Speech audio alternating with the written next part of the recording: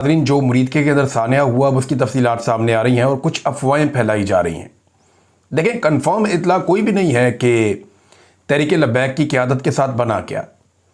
इब्तदाई तौर पे जो इतलात आई उनमें यह कहा गया कि उनमें से एक भाई ज़ख्मी हो गया, बाद में कुछ लोगों ने कहा कि दूसरा भी ज़ख्मी हो गया, फिर ये भी बताया गया कि दोनों में से एक भाई गिरफ़्तार हो गया, फिर कुछ इतलात आई कि नहीं दोनों भाइयों को गिरफ़्तार कर लिया गया। कुछ दावे ऐसे सामने आए कि पुलिस के पास वो नहीं है, उनको एजेंसियाँ उठा कर ले गई हैं, और कुछ दावे ऐसे सामने आए कि वो दोनों फरार हो गए हैं, वो पकड़े ही नहीं गए।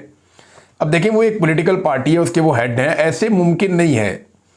जिस तरह का घेरा पड़ा हुआ था वहाँ से निकलकर इस तरह जाना मुमकिन नहीं है, और वहाँ से निकलकर इतनी दूर चले जाना। अब ऐसी खबरें चलवाई जा रही हैं बाकायदा एजेंसियों की जानिब से, मीडिया पर्सनस को कह के कि आप बताएं जी वो आज़ाद कश्मीर पहुँच गए हैं या पंजाब की हदूद से बाहर निकल गए, और अब वहाँ से उन्हें उठा के वापस लाया जाएगा। देखिए, ये बड़ी अजीब बात है। आज़ाद कश्मीर जाने के लिए जो रास्ते हैं उन पर बहुत सारी चेक पोस्टें हैं, ख़ासतौर पे आजकल के दिनों में तो बहुत सख्ती है। हाउ इज़ इट पॉसिबल कि वो वहाँ पहुँच गए, और जिस तरह का घेरा पड़ा हुआ था वहाँ से कोई नहीं निकल पा रहा था, ये वहाँ से कैसे निकल गए? ये वो बड़े सवालात हैं जो अब तक कुल मिला के मुझे समझ आती है बात।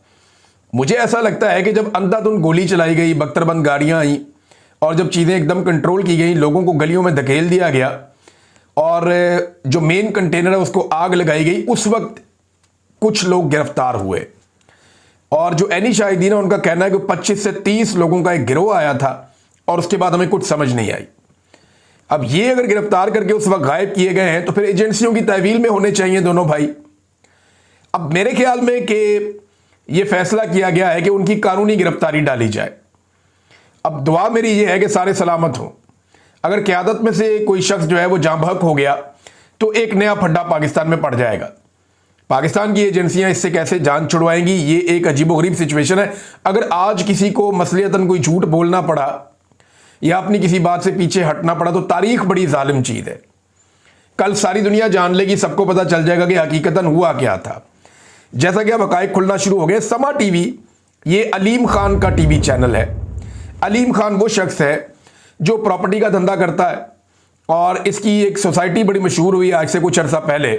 समा टीवी भी इसका है। ये पार्क व्यू सोसाइटी जहां पे लोगों के प्लॉट और घर सारे डूब गए। तो अलीम खान ने अचानक से अपने चैनल पे पंजाब हुकूमत का ये जो ऑपरेशन था तहरीक लब्बैक के खिलाफ, इसके हवाले से बड़ी अजीबोगरीब रिपोर्टिंग करवा दी। यानी वो चीज़ें मंजरे आम पे ले आए जो बाकी चैनल या अखबारात नहीं कर पा रहे। बड़े बड़े चैनल, बड़े बड़े एंकर वो डर रहे हैं कि यार अगर सच बोल दिया तो मुसीबत बन जाएगी। जो हमारे अपने सोर्सेज के साथ हमारे लोगों की बात हुई वो मैं आपके सामने बाद में रखता हूं, लेकिन अलीम खान का टीवी ये रिपोर्ट कर रहा है, और उन्होंने ईदी आपको पता है पाकिस्तान की सबसे बड़ी जख्मियों को और लाशों को उठाने वाली सर्विस है। उनका जो इंचार्ज है उससे बात की उनके जर्नलिस्ट ने अपने प्रोग्राम में, तो बताया जनाब गवाहियां आ गई वहां से कि 150